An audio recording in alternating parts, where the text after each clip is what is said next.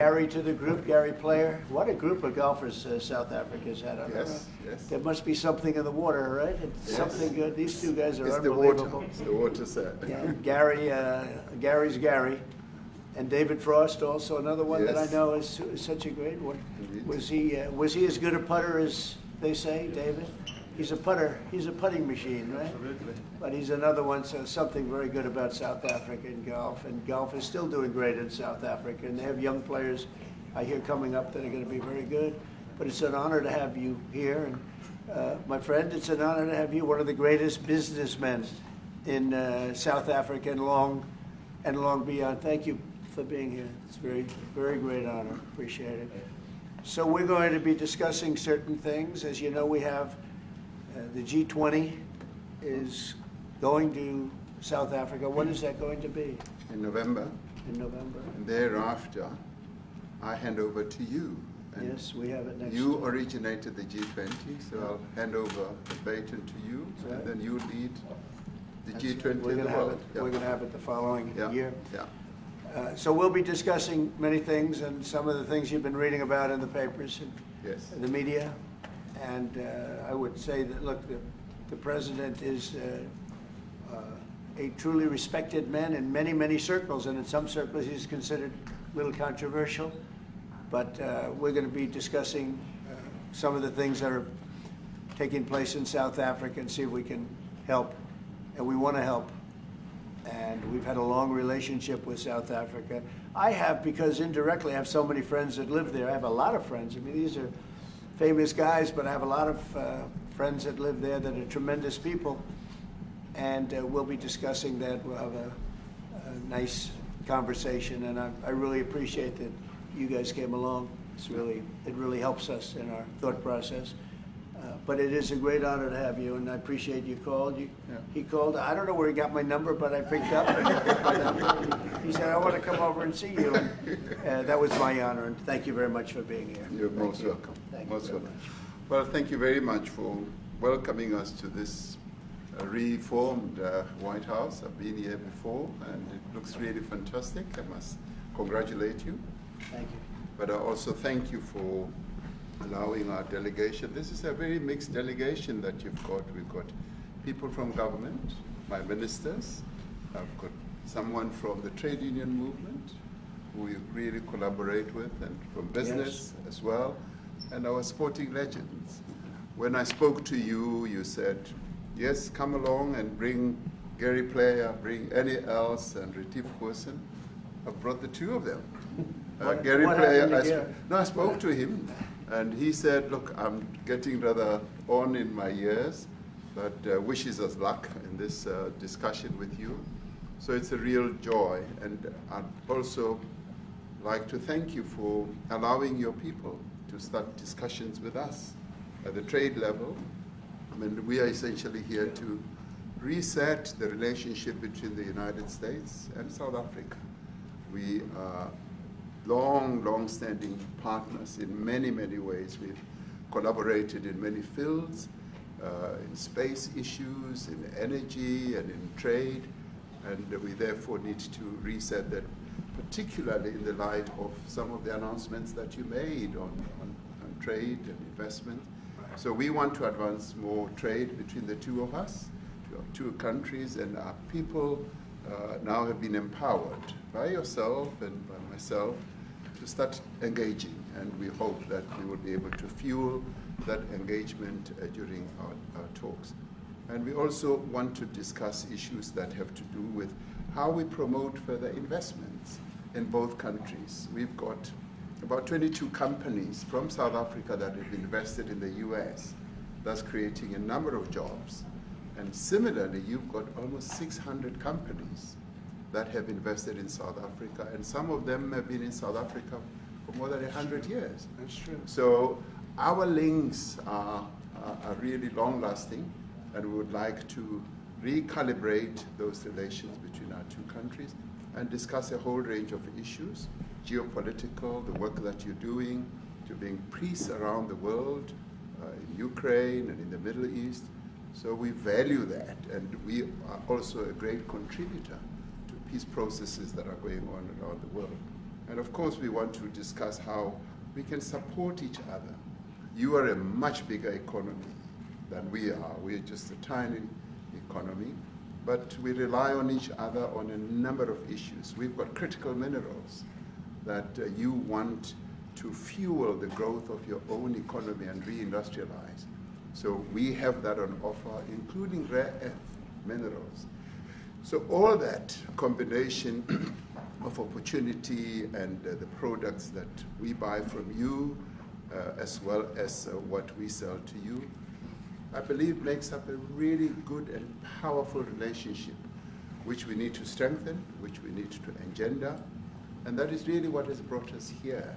And we are really privileged to have, great South Africans in the mix. As you said, you'd like to see them as well. And I brought you a really fantastic golf book. Weighs 14 kilograms. Oh, that sounds good. And it showcases the golf courses in our country. Johan Rupert wrote preface, so did Annie Els. And I want to showcase our golf courses. You might remember when I spoke to you and we spoke about golf, you said I should start practicing. And I've started practicing, President, so I'm ready. But let me end just the introductory remarks by thanking you. You may not recall that 5 years ago I spoke to you during the COVID period. Right. And it was at a time when the whole world was going through a really cathartic moment. Right. And we asked for assistance, and you were able to assist us with respirators, respirators, and you kept to your word, and you delivered respirators to us. We didn't have as many in our country, and it really helped to help us deal with COVID. So I'm here also to say thank you and to thank the people of America for having helped us during a really difficult time. Being the small economy that we are, we needed help from around the world. And you were there to provide that. So thank you very much. I remember the call. Yeah. We sent 150 respirators. We became the respirator king. We started making them. Nobody had them. We had very few of them. That's right. But they were very helpful. But we sent 150, and I appreciated the letter. You wrote me a letter. That's right. Yeah. Thank you. Yeah. I appreciate that very much. Thank you very much for that. It really touched my heart after I spoke to you and you delivered. So Great honor. Thank you very much. Yeah. Any questions, please? Mr. President, you welcome white Afrikaner refugees here. Can you explain to Americans why it's appropriate to welcome white Afrikaners here when other refugees like Afghans, Venezuelans, Haitians have all had their protected status revoked? Well, this is a group, NBC, that is truly fake news. They ask a lot of questions in a very pointed way. They're not questions, they're statements. We've had tremendous complaints about Africa, about other countries too, from people. They say there's a lot of bad things going on in Africa, and that's what we're going to be discussing today. When you say we don't take others, all you have to do is take a look at the southern border. We let 21 million people come through our border, totally unchecked, totally unvetted. They came from all over the world. In many cases, they're criminals. They come from prisons. They come from mental institutions. They come from street gangs. They're drug dealers. So don't say that we didn't take them. We take them. We're trying to get them out as fast as we can. And we're doing record business on that. And we just won a big case where we're allowed to send back hundreds of criminals to Venezuela. Just won that today in the Supreme Court. I'm happy to hear. But we do have a lot of people are very concerned with regard to South Africa, and that's really the purpose of the meeting, and we'll see how that turns out. But we have many people that feel they're being persecuted, and they're coming to the United States. So we take from many locations if we feel there's persecution or genocide going on. And we had a lot of people. I must tell you, Mr. President, we have had a tremendous number of people, especially since they've seen this. Generally, they're white farmers, and they're fleeing South Africa, and it's a very sad thing to see. But I hope we can have an explanation of that, because I know you don't want that. it's, you know, it's a kind of a different meeting. Normally we have meetings, we talk about trade, and we'll be talking about trade and other things. But that certainly will be a subject that comes up, yep. Yes, please. Brian? Thank you very much. I'd like to get your thoughts on Letitia James, Director Polte. According to him, Letitia James says that the alleged mortgage fraud was simply a mistake. I want to get your thoughts on that.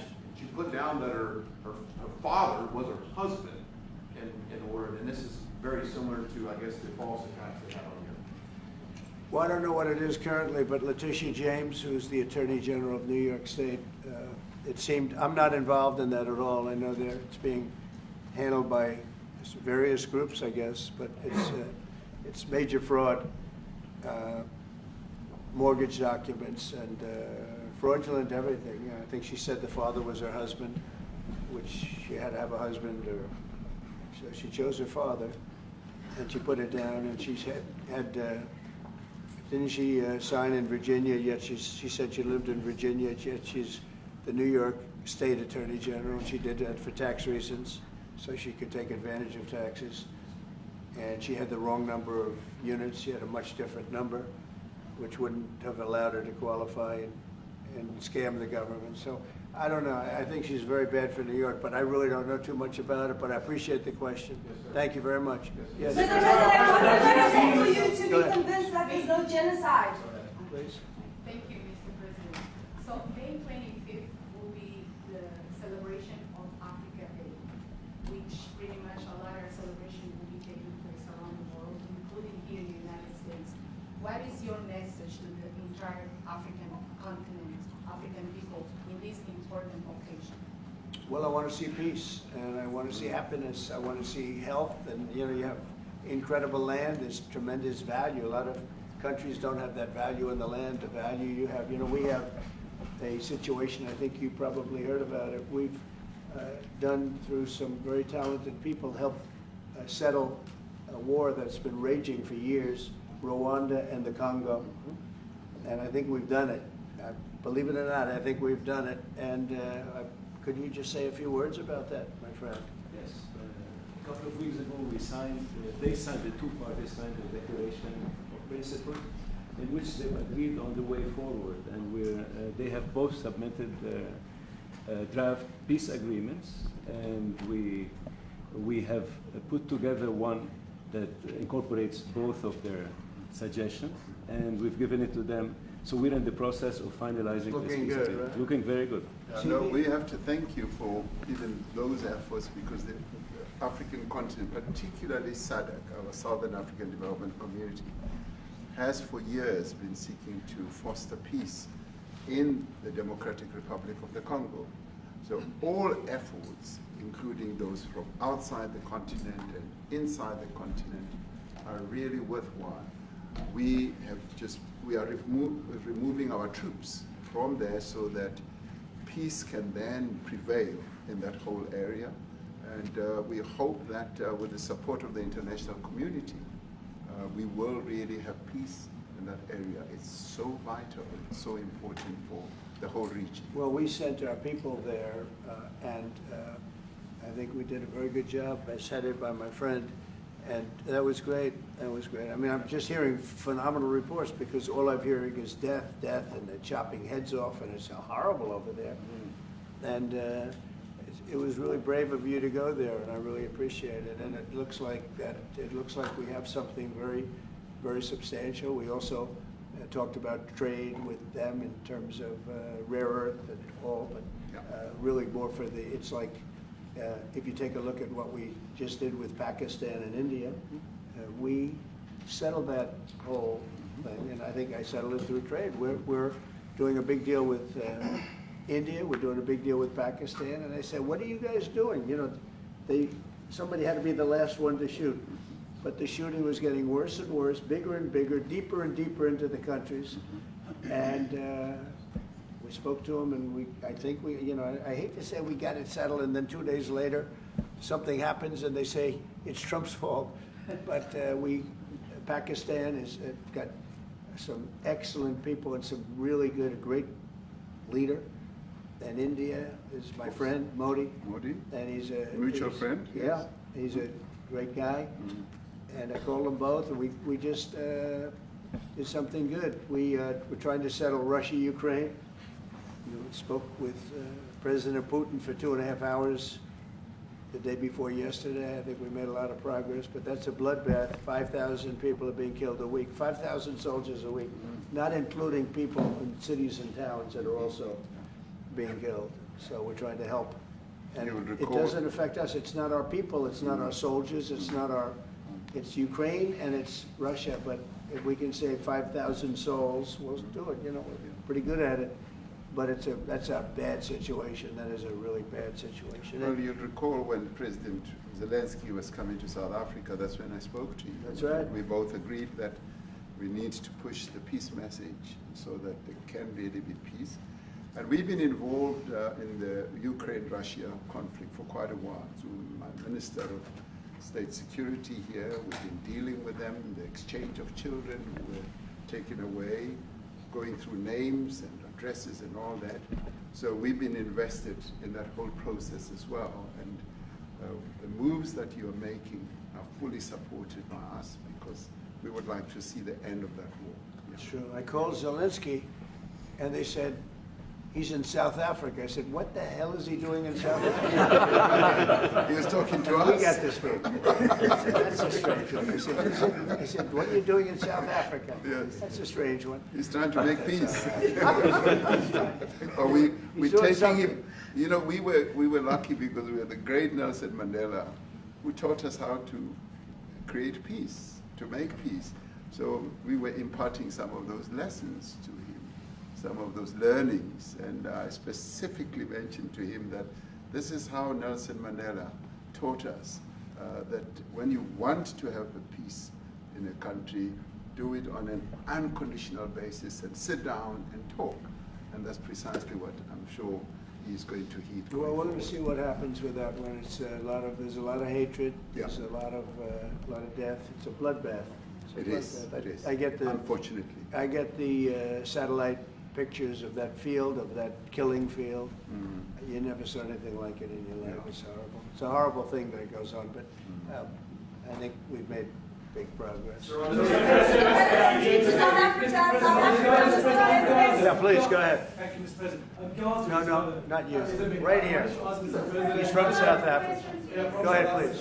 What are you expecting on the ICJ case? Are you expecting South Africa to drop that? Is that what you're trying to do? On which case? The ICJ The International case against Israel, Criminal Justice. International Criminal Court. I don't expect anything, to be honest. I really don't. I don't know. It's they've got a case. There's a lot of anger there, tremendous anger. I don't expect anything. We'll see what happens. We'll have a ruling, and who knows what the ruling is going to mean. Yeah. On that subject of Gaza, Mr. President, are you going to be speaking to Prime Minister Netanyahu about Israel's renewed offensive? There's been a lot of concern from European countries. The Pope has expressed concern. Are you going to be asking Prime Minister Netanyahu to tone down the offensive in Gaza to let more aid in? Was that a question or a statement? It's a question. This guy's, you never change. Mr. President, decide what will Please. it take for you to be convinced that there's no white genocide in South Africa? Well, I can answer that for the President. It's, for him, no, seriously. I'd rather have him answer. Yeah, I'd rather answer that. It will be. Our president will respond to you. Yeah, let me. Thank you, Mr. President. It will take President Trump listening to the voices of South Africans, some of whom are his good friends, like those who are here. When we have talks between us on the around a quiet table, it will take President Trump to listen to them. I'm not going to be repeating what I've been saying. I would say if there was Afrikaner farmer genocide, I can bet you these three gentlemen would not be here, including my Minister of Agriculture. He would not be with me. So it'll take him, President Trump, listening to their stories, to their perspective. That is the answer to your question. But, Thank you, Mr. Mr. President, I must say President that Trump. we have, no, wait. We have thousands of stories talking about it. Sure. And we have documentaries, we have news stories and that. Is Natalie here, somebody here to turn that? I could show you a couple of things, and I have to, it has to be responded to. Yeah, sure. We have, let me see the articles, please, if you would, and turn the lights down, and just put this on, it's right behind you, Johan.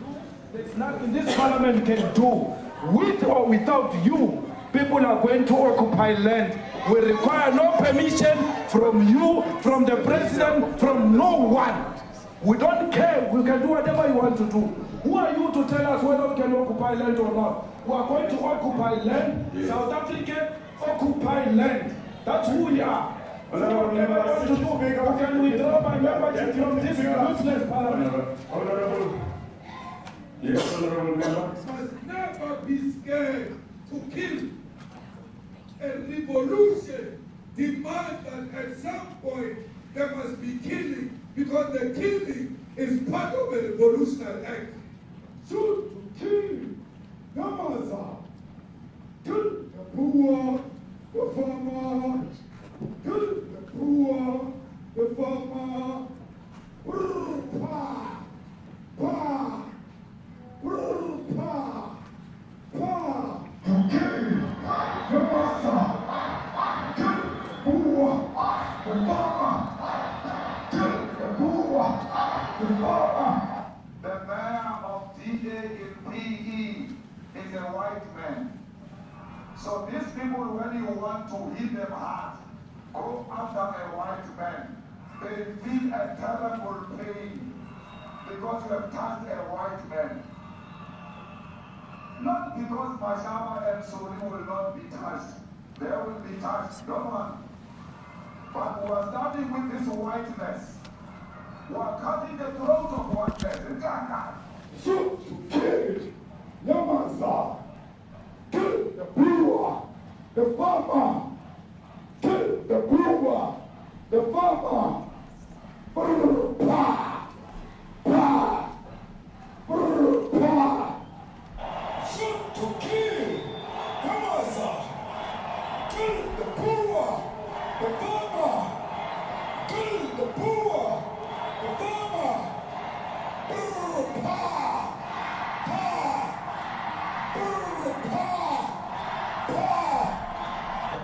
I don't know what's going to happen in the future.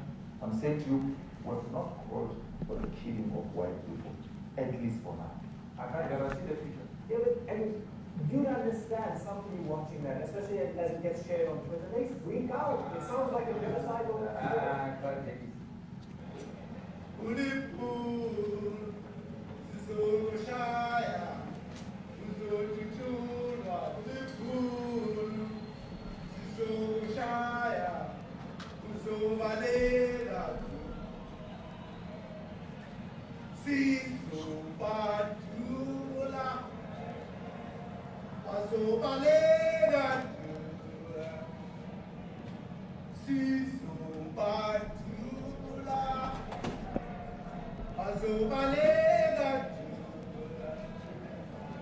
Who will expropriate land without compensation, whether they like it or not. If they object, they can seek refugee in America.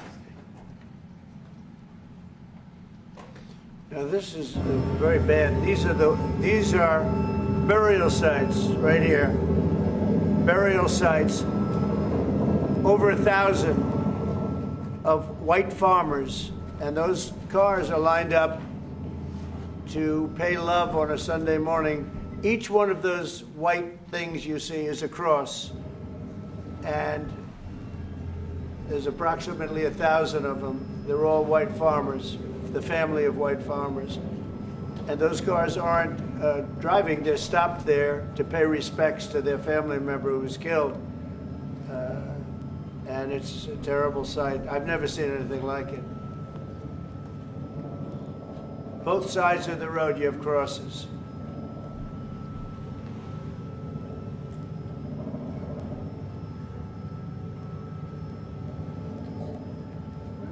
Those people were all killed. Have they told you where that is, Mr. President? No, I'd like to know where that is, because this I've never seen. Okay. I mean, it's in South Africa. That's where. We need to find out.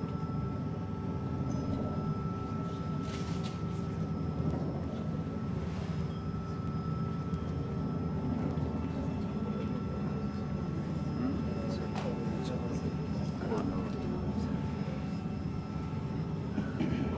See those people?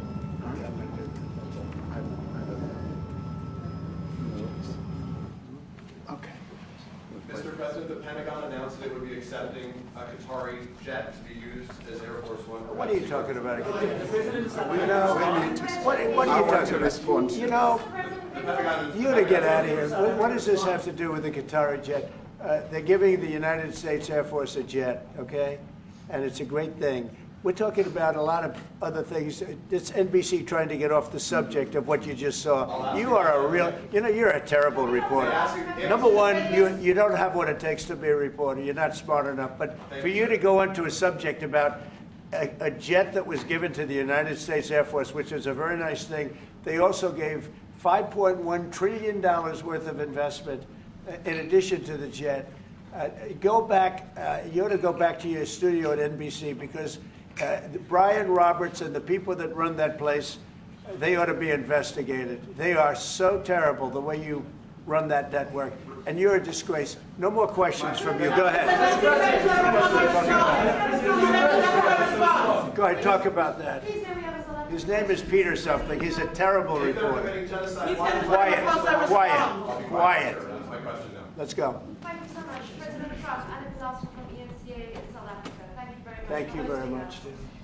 What would you like President Ramaphosa to do about the situation I that we've don't just know. seen on the screen? I don't know. Look, these are articles over the last few days. Death of people. Death, death, death, horrible death. Death, I don't know. To pick anyone, white South Africans are fleeing because of the violence and racist laws. And this is all, I mean, I'll give these to you. No, I'd like So to- when you say, what would I like to do? I don't know what to do. Look at this. White South African couples say that they were attacked violently. And, President Trump, when will you go and see for yourself if it is indeed true? well, I could do that. Look, here's burial sites all over the place. These are all white farmers that are being buried. And he asks about a jet that was given. You ought to be ashamed of yourself. You know, you are so bad. You're such a bad reporter. President, two questions. Mr. President, two questions.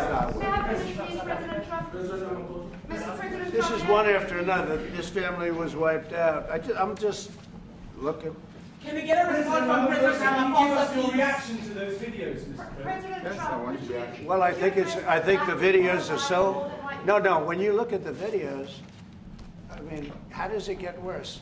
And these are people that are officials, and they're saying that kill the white farmer and take their land. That's what it is. And I have other friends in South Africa. I have people that left.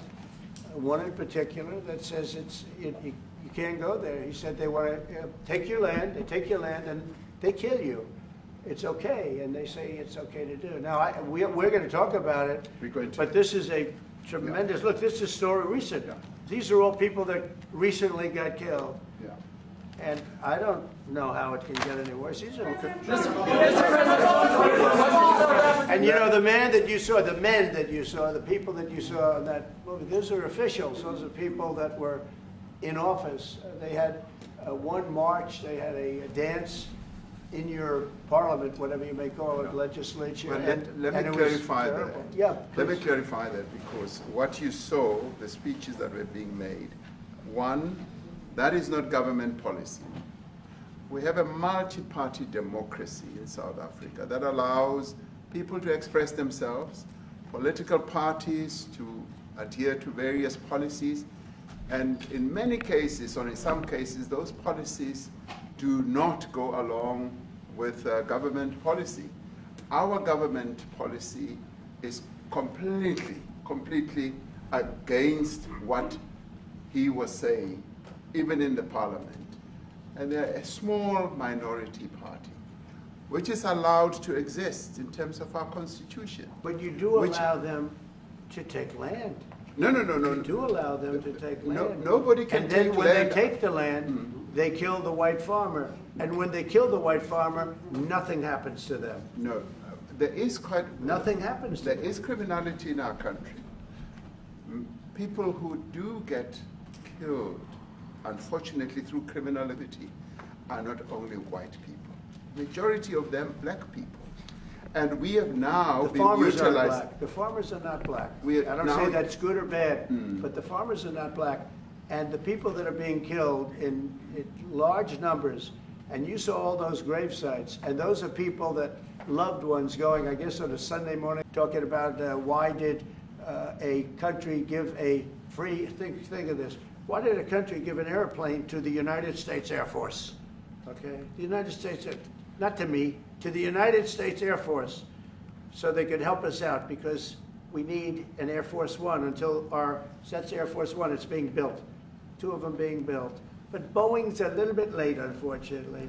So why did they give us a plane to the United States Air Force? That's what that idiot talks about after viewing a thing where thousands of people are dead. I'm sorry, I don't have a plane to give you. I wish you did. I take it. I would take it. If your country offered the United States Air Force a plane, I would take it. Okay. But coming back to this issue, which I really would like us to talk about, and talk about it very calmly.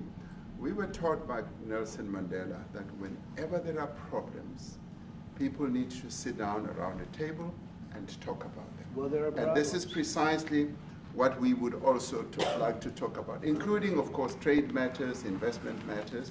So the issues that concern you as the United States. Those are all recent. Those are all deaths. Yeah, in many ways, I mean, one should say you are a partner of South Africa, and you are raising concerns, and these are concerns that we are willing to talk to you about.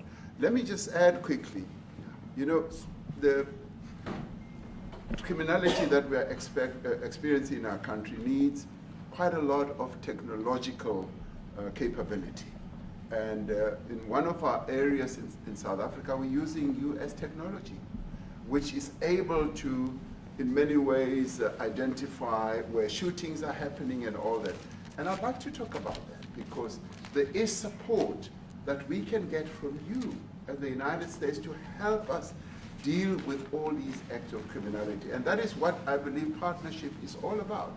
And we are here as a partner so that we can help each other whenever there are challenges. So I'd like us to discuss it, and of course outside of the media, so that we sit down and have a really good discussion that will lead to good outcomes. Are there any other further punitive measures that could be in place should you not be satisfied that South Africa is fixing some of the very bad things, in inverted commas, that you tweeted are happening? Well, there are a lot of bad things happening in many countries.